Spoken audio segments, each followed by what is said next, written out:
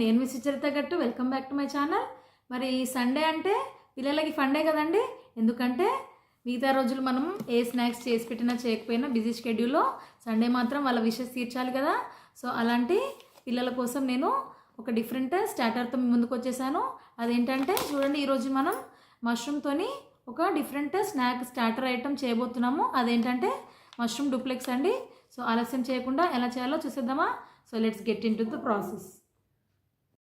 ముందుగా ఒక బౌల్ తీసుకొని బౌల్లో వాటర్ పోసి ఒక ½ టీ స్పూన్ సాల్ట్ వేయాలండి.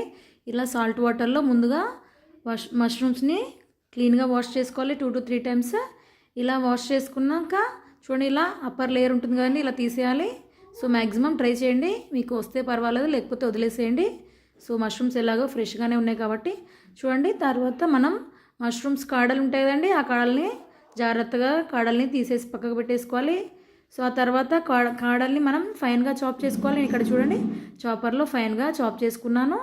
సో ఇలా చాప్ చేసుకున్న మష్రూమ్ కాడల్ని ఒక బౌల్లో ట్రాన్స్ఫర్ చేసుకోవాలి. అలాగే chopped garlic, chopped medium size onions కూడా తీసుకొని పక్కన పెట్టేసుకోవాలి. ఒక ప్యాన్లో కొద్దిగా 1 tablespoon ఆయిల్ పోసి తర్వాత అరౌండ్ కొద్దిగా బటర్ వేసి, బటర్ మెల్ట్ అయ్యాక చూడండి మనం చాప్డ్ గార్లిక్ వేసుకోవాలి. ఇలా గార్లిక్ కొద్దిగా ఫ్రై అయ్యాక మనం చాప్డ్ ఆనియన్స్ కూడా వేసుకోవాలండి. ఇలా గార్లిక్ ఆనియన్ లో ఫ్లేమ్లో ఇలా ఫ్రై చేసుకున్నాక మనం చాప్డ్ మష్రూమ్ కాడలు ఉన్నాయి కదండి, వాటిని కూడా వేసి ఒక 2 minutes ఇలా ఫ్రై చేసుకోవాలి. ఆ తర్వాత మనం అందులో around 1 tablespoon chilli flakes, 1/4 teaspoon salt, 1 tablespoon oregano herbs, అలాగే ½ teaspoon పెప్పర్ పౌడర్ కూడా వేసుకోవాలండి. ఇలా అన్నీ వేసి చక్కగా మిక్స్ చేసి స్టవ్ ఆఫ్ చేయాలి.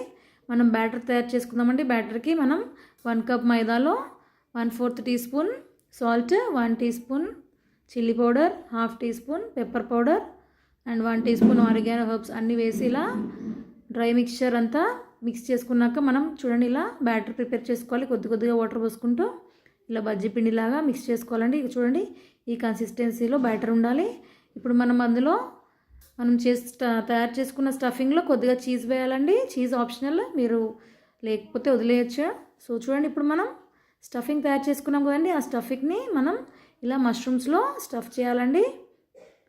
సో ఇలా కొద్దిగా తీసుకొని మష్రూమ్స్లో అన్నిట్లో ఇలా స్టఫింగ్ చేసుకోవాలండి. అన్ని మష్రూమ్స్ ఇలా ప్రిపేర్ అయిపోయాయి కదా. ఇప్పుడు మనం టూత్ పిక్స్ తీసుకొని చూడండి, మనం వీటిని మష్రూమ్ డూప్లెక్స్ అని ఎందుకు అన్నామో ఇప్పుడు మీకు అర్థమైంది అనుకుంటాను.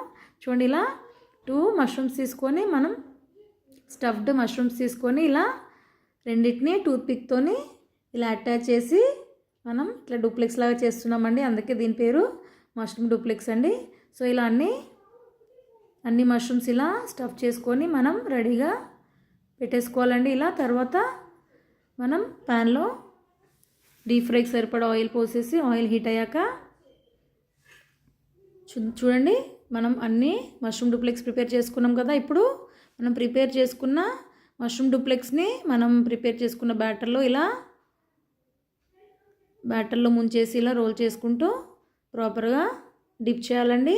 సో ఇలా డిప్ చేశాక మనం బ్రెడ్ క్రమ్స్ ఉంటాయి కదండి, అలా బ్రెడ్ క్రమ్స్లో రోల్ చేయాలి. మీకు బ్రెడ్ క్రమ్స్ లేకపోతే మీరు అలాగే ఫ్రై చేసుకోవచ్చు. సో ఇలా అయితే కొద్దిగా డిఫరెంట్గా క్రిస్పీగా బాగుంటాయండి. సో ఇలా చక్కగా ఆ మష్రూమ్ డూప్లెక్స్ అంతా బ్రెడ్ క్రమ్స్లో ఇలా రోల్ చేయాలండి. ఇలా అన్నీ రోల్ చేసి పక్కన పెట్టేసుకోవాలి.